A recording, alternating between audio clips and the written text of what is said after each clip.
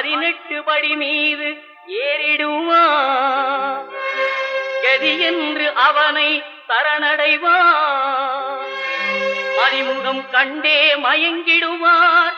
ஐயனை துதிக்கையிலே தன்னையே மறந்திடுவார். பள்ளிக்கட்டு சபரிமலைக்கு கல்லும் முள்ளும் காலுக்கு மெத்தை சுவாமியே ஐயப்போ சுவாமி சரணம் ஐயப்ப சரணம். பள்ளிக்கட்டு சபரிமலைக்கு கல்லும் முள்ளும் காலுக்கு மெத்தை சுவாமியே ஐயப்போ